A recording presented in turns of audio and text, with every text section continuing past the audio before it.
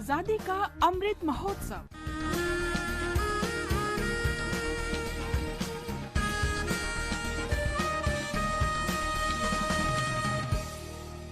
आजादी का सफर, आकाशवाणी के साथ एक राष्ट्र का जन्म। भारत का शानदार स्वाधीनता संघर्ष आधुनिक विश्व के महानतम संघर्षों में से एक है।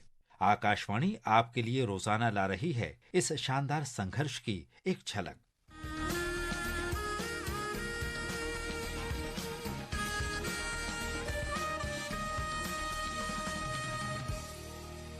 बीस नवंबर 1902 को गांधी जी भारतीय समुदाय के आग्रह पर दक्षिण अफ्रीका वापस गए थे और वहां एशियाई कानून के विरोध में संघर्ष को नए सिरे से शुरू किया।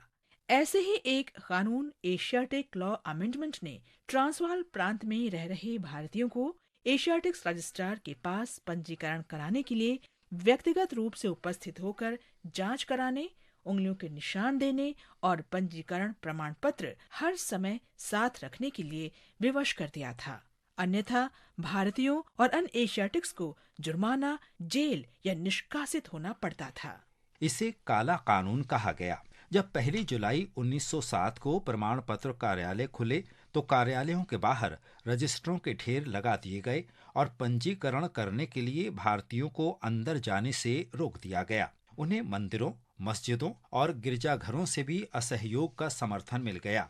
शुरू में इसे पैसिव रेजिस्टेंस कैंपेन कहा गया, लेकिन बाद में गांधी जी ने इसे सत्याग्रह का नाम दिया।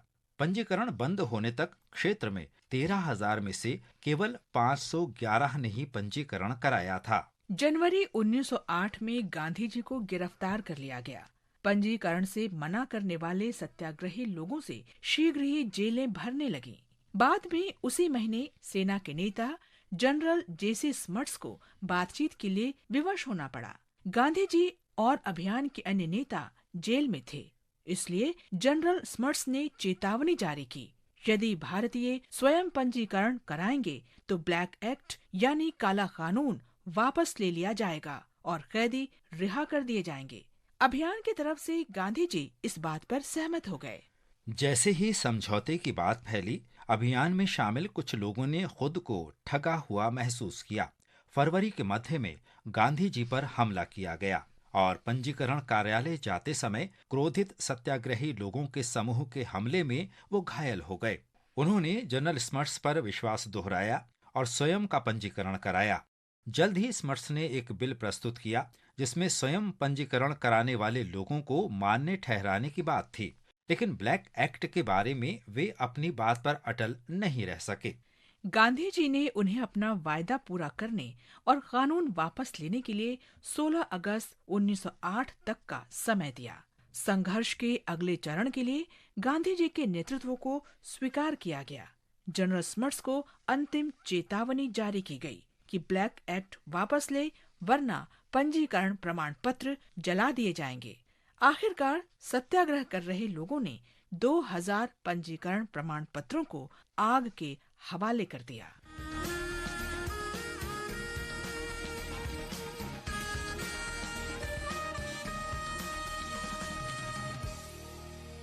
बीस नवंबर महान योद्धा और तत्कालीन मैसूर राज्य के शासक टीपू सुल्तान की जयंती भी है।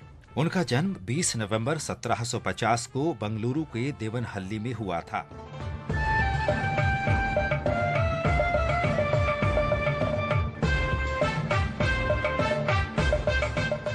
उनका नाम फतेह अली साहिब टीपू था। वो मैसूर के सुल्तान हैदर अली के सबसे बड़े पुत्र थे। टीपू को कम उम्र से ही युद्ध का प्रशिक्षण दिया गया और ब्रिटिश ईस्ट इंडिया कंपनी जैसे शत्रुओं के विरुद्ध अभियानों में वे अपने पिता के साथ रहे। मैसूर के टाइगर के नाम से प्रसिद्ध टीपू ने ईस्ट इंडिया कंपनी के विरुद्ध कई सफल युद्ध लड़े। सबसे पहले उन्होंने 15 वर्ष की उम्र में लड़ाई लड़ी। 1780 में टीपू ने पुल्लीलुर के युद्ध में ईस्ट इंडिया कंपनी के कर्नल बेल्ली को पराजित किया। उसके बाद टीपू ने अंग्रेजों से चित्तौड़ छीन लिया और 1782 में तंजौर के निकट अन्नागुड़ी के युद्ध में कर्नल ब्रेथवेट को हराया।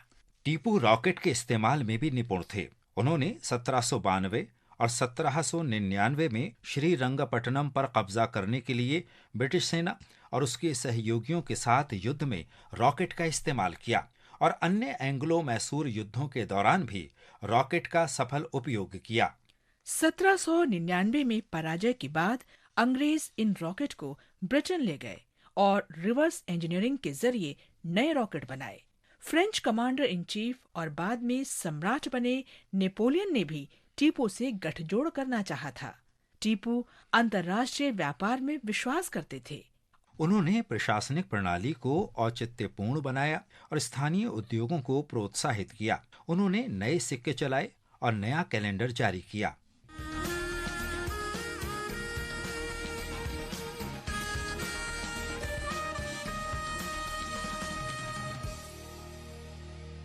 आजादी का सफर आकाशवाणी के साथ की इस कड़ी में आज बस इतना ही।